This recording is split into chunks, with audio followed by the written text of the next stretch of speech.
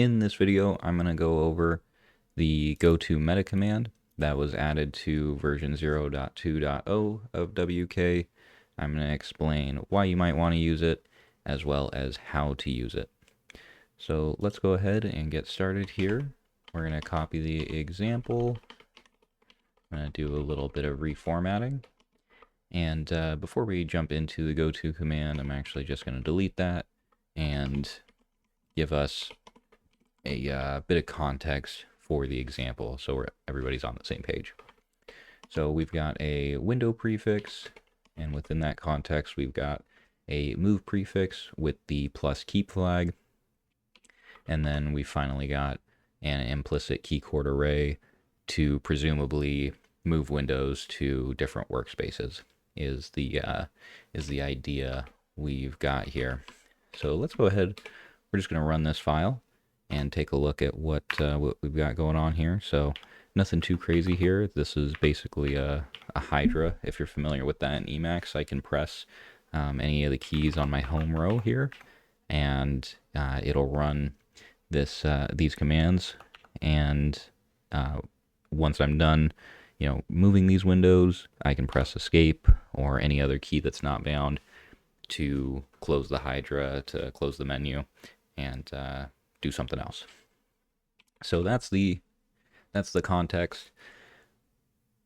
But adding, making this a little bit more real. Yeah, you might want to move windows, but maybe you also want to resize them. That seems reasonable. In this example, I'll just make this a no op.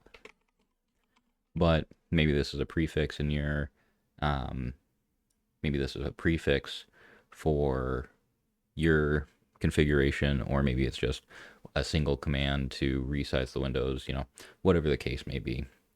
I think this makes some sense. So we've got move and we've got resize. Now, let's say you're in this move context, you're moving windows, and you want to resize the windows after you're done moving them. So to do that without goto, you would, do window move, and then, move a couple windows over to workspace 0, end your session, start a new one, window, resize, and now you've moved your windows and you've resized them.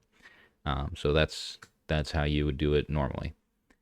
With goto, you can basically stay within the menus and not have to terminate and then restart the session. So let's say we want to use backspace for this example, and we'll say go back. And where do we want to go back? We want to go back to, in our case, W. We want to go back to that window context. And so just to kind of explain what goto is here, we've got the meta command syntax at, and then the identifier, in this case goto. And then goto takes an argument. It takes a path of trigger keys to traverse. So we could give it WM. We could even give it WR to make it just resize directly. But the concept is it's going to pre-press these keys starting at the root to whatever path you give it. So let's take a look at this. And we've got window, move. We're going to do the same thing. We're going to move a couple of windows. And instead of exiting, now we just hit backspace, and we're back at that window context. And then we can resize, and we're done. So we're not restarting WK just to resize. In this instance, we're just sort of going back and then doing the resize all in sort of one longer operation. So that's one use of goto. Another one that I think makes a lot of sense is maybe you've got a D menu prefix in your configuration, and you've got some D menu foo script, and you probably got a lot more D menu scripts, and if you've got a root level keychord for it. But maybe you've also got this opener prefix where you open programs, and maybe you open, say, Firefox,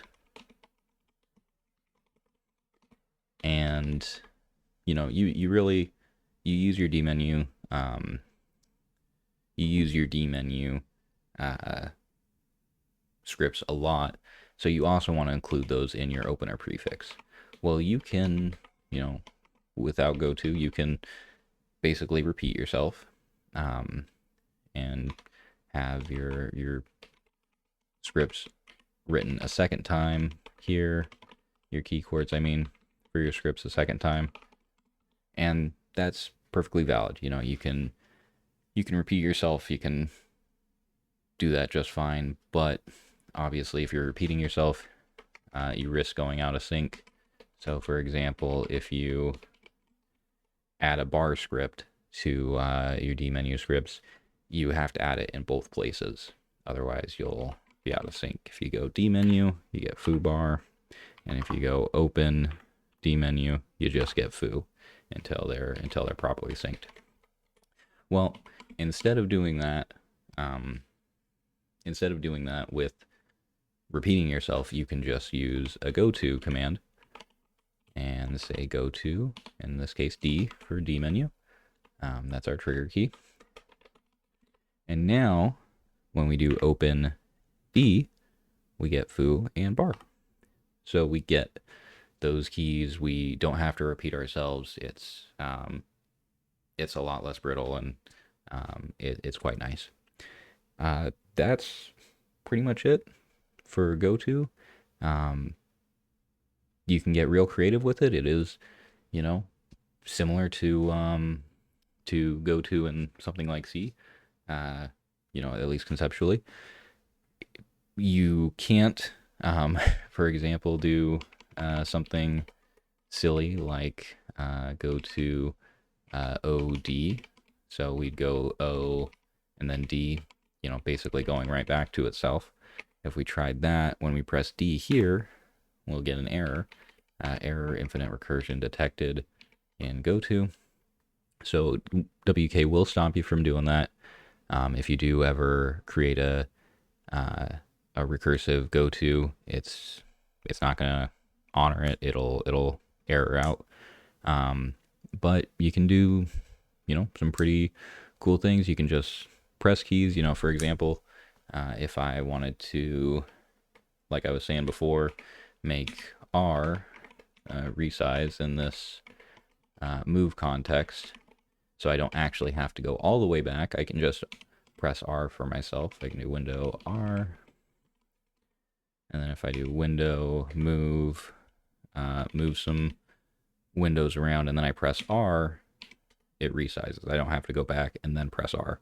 So you can do a lot with it. It's pretty handy, and if it's useful for you, then awesome. If not, hey, no problem. You don't got to use it. I use it pretty sparingly. So that's goto. I hope everybody has a great rest of their day, and thank you for watching. Bye bye.